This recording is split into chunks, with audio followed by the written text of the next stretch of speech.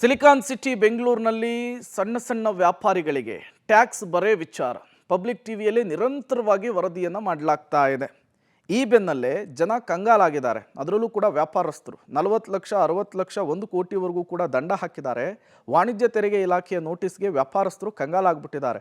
ತರಕಾರಿ ಹಣ್ಣು ಮಾರೋ ನನಗೆ 1 ಕೋಟಿ 30 ಲಕ್ಷ ಟ್ಯಾಕ್ಸ್ ಕಟ್ಟಿ ಅಂತ ಅಂದರೆ ಎಲ್ಲಿಂದ ಕಟ್ಟಬೇಕು, ನಾವೇನು ಬದುಕಬೇಕಾ ಬೇಡವಾ ಅಂಥೇಳಿ ವೀರಮಾಧು ಅನ್ನೋರು ಪಬ್ಲಿಕ್ ಟಿವಿ ಎದುರು ಆಕ್ರೋಶ ಹೊರ ಹಾಕಿದ್ದಾರೆ. ಹಾಗಿದ್ರೆ ವ್ಯಾಪಾರಿಗಳ ಮುಂದಿರುವ ಆಯ್ಕೆ ಏನು, ಇಷ್ಟು ಟ್ಯಾಕ್ಸನ್ನು ಕಟ್ಟಲೇಬೇಕಾ, ಇದಕ್ಕೆ ಆರ್ಥಿಕ ತಜ್ಞರು ಏನು ಹೇಳ್ತಾರೆ ಅದನ್ನು ಕೂಡ ನಿಮ್ಮ ಮುಂದೆ ಇಡ್ತಾ ಇದ್ದೀವಿ.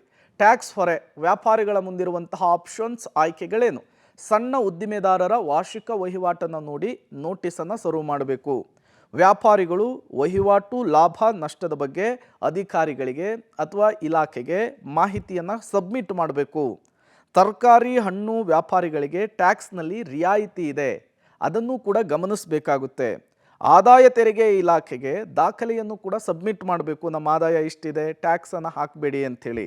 ರಾಜಿ ತೆರಿಗೆಯ ಪದ್ಧತಿಯನ್ನು ಕೂಡ ಅನುಸರಿಸೋದಕ್ಕೆ ವ್ಯಾಪಾರಸ್ಥರ ಮುಂದೆ ಒಂದು ಆಪ್ಷನ್ಸ್ ಇದೆ ಅಂಥೇಳಿ ಆರ್ಥಿಕ ತಜ್ಞರು ಹೇಳ್ತಾ ಇದ್ದಾರೆ.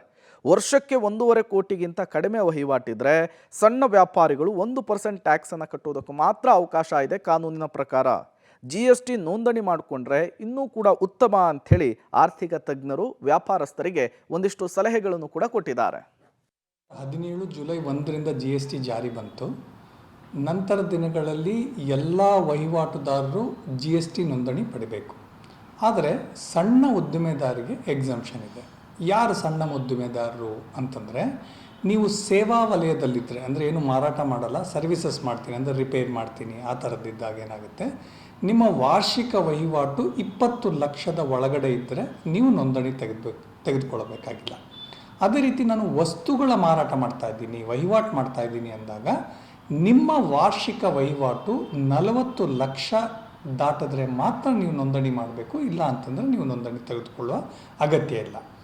ಈ ಸಣ್ಣ ಉದ್ಯಮದಾರರಿಗೆ ಮತ್ತು ನಾವು ರಿಜಿಸ್ಟ್ರೇಷನ್ ಮಾಡ್ತೀವಿ, ರಿಟರ್ನ್ಸ್ ಫೈಲ್ ಮಾಡೋದು, ಟ್ಯಾಕ್ಸ್ ಕಲೆಕ್ಟ್ ಮಾಡೋದು ತೊಂದರೆ ಆಗುತ್ತೆ ಅಂತಂದ್ಬಿಟ್ಟು ಕಾಂಪೋಸಿಷನ್ ಸ್ಕೀಮ್ ಅಂತ ಒಂದು ಬಂದಿದೆ. ಅಂದರೆ ನಿಮ್ಮ ವಹಿವಾಟು 1.5 ಕೋಟಿ ಒಳಗಡೆ ಇದ್ದರೆ ನೀವು ನಿಮ್ಮ ಒಟ್ಟು ವಹಿವಾಟಿನ ಮೇಲೆ 1% ಕಟ್ಟಿದ್ರೆ ಸಾಕು. ಅಂತಂದರೆ ನಿಮ್ಮದು ಮೊದಲನೇದಾಗಿ, ಈಗ ನೀವು ಬೇಕರಿ ಅಂತ ಹೇಳಿದ್ರಿ, ಹಾಗಾಗಿ ಅವರು ವಹಿವಾಟು ಬರುತ್ತೆ ಅಂತಂದರೆ ಟ್ರೇಡಿಂಗ್ ಅಂತ ಹೇಳ್ತೀವಿ.